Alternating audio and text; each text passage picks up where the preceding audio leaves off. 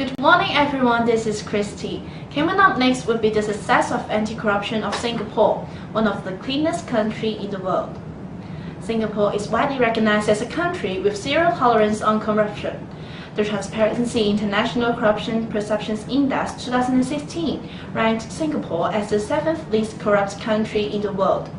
Singapore has also maintained its first place in the 2016 Political and Economic Risk Consultancy Annual Survey on Corruption. The CPIB, which is the Corrupt Practice Investigation Bureau, is established in 1952, and it is independent from other government agencies and the police force, starting from 1959. The CPIB reports directly to the Prime Minister, and its duty is to investigate corruption offences and prevent corruption in both public and private sector. The CPIB defines corruption as receiving, asking for, or giving any gratification to induce a person to do a favour with a corrupt intent. The public can go to the CPIC office personally or write to them about the corruption reports. All corruption complaints will be then channeled to the Complaints Evaluation Committee. In 2016, the CPIB received 808 complaints, an 8% decrease from 2015, and 14.6%, which is 118 cases, were registered for investigation by the CPIB. Singapore practices the common law legal system. The Singapore judiciary's function is to administer justice to the people of Singapore. It is made up of the Supreme Court and the State Courts. The mission of the legal system is to superintend the administration of justice, and its values include fairness, accessibility, independence, integrity, and impartiality, and responsiveness.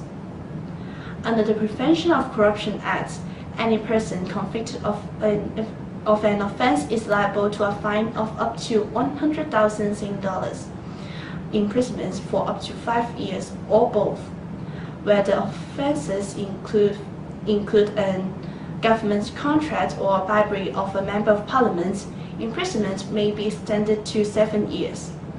Now I will pass the time to Joanne to talk about some successful anti-corruption cases. CPIB has been determined to root out corruption in Singapore. Some of the prominent cases include the conviction of Edwin Yeo, Peter Lim Sin Pang, and Tay Soon Hang.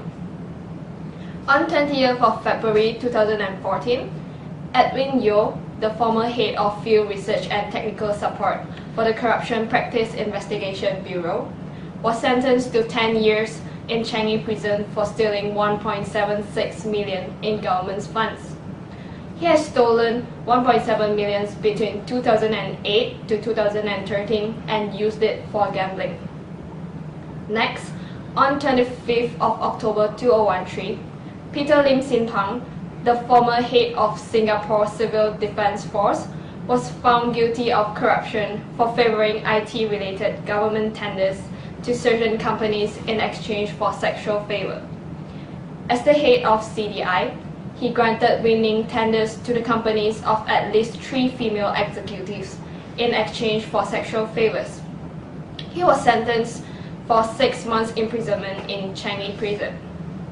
And lastly, in June 13, 2013, Tay Soon Hang was sentenced for 5 months in Changi Prison and a penalty of 514 Sing dollar for receiving several gifts and sexual favours from students in exchange for passing grades. He was a law professor in NUS, National University of Singapore, and was tried for allegedly giving better grades in return for sex. These cases indicated that Singapore has been efficient in eradicating corruptions. Therefore, China should learn from the success of Singapore. To help us understand more about how China could learn from Singapore, I would like to pass to Anki to interview Eugene Mak from CPIB. Good afternoon. Today I am very honored to be joined by Eugene Mak, who is an official from the CPIB known as Corrupt Practices Investigation Bureau. Thank you for inviting me. So today on the topic of corruption in both China and Singapore, I have a few questions to ask. Feel free. I'd be happy to answer. Okay. So the first question is, putting the corruption situations of China and Singapore side by side, What do you think are the major differences between them? We first talk about the agency. In Singapore, we have an independent agency. We have the bureau. When a case is complaint, when it's filed, the complaint evaluation committee will analyze and see if the case is related to corruption, and if so, we'll proceed on with the investigation. Whereas in the People's Republic of China, we have the CCDI, also known as the Central Commission for Disciplinary Investigation. The cases have to be approved by the hierarchy of higher-ranking officials, retired officials, as well as veterans. This creates a protection for the higher-ranking officials because, how would I say this? To put it simple, the high-ranking officials would be protected from complaints because they wouldn't approve cases against them.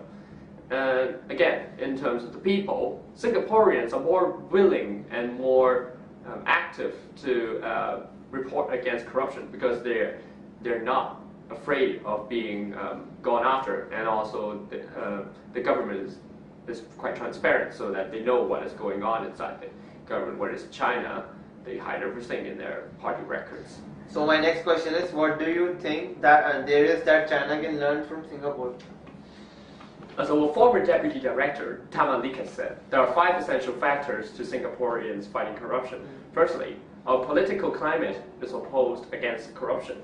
Secondly, we have a well-paid civil service that disencourages civil servants from being corrupt. And thirdly, we have a highly effective administration such as disciplinary proceedings by the Public Service Commission. And fourthly, we have a literate and sophisticated society that is always ready to report against corruption, and they have no fear of reprisal. And last but not the least, our bureau's own ability to investigate prominent people. Although the best solution for China would always be setting up an investigation agency that is independent, but of course, it's against their value of rule by party. So I think for now, they can start off with increasing wage rates because that would decrease the incentive for officials to be corrupt, and as well as reinforcing laws and improving the education to people about corruption, because for now they're afraid of reprisal and we have to teach them not to. And also we have to encourage them to actively report in cases, just as Singapore does. Okay. So now my last question is, are there anything Singapore has once did that China should avoid doing? A mistake that the Singaporeans have made in the 1950s was it occurred in the anti-corruption branch that was established in December 1937 in the Criminal Investigation Department. There were 3 main reasons at that time why Singapore had difficulty fighting corruption. Firstly, in that branch, there were too few officials.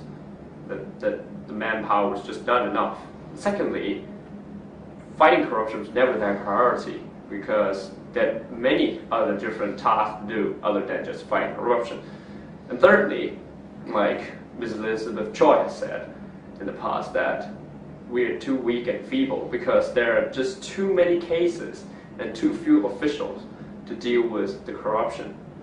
So I think that China can learn from us is that, firstly, allocate more manpower to the CCDI so that they would be able to handle more cases. And secondly,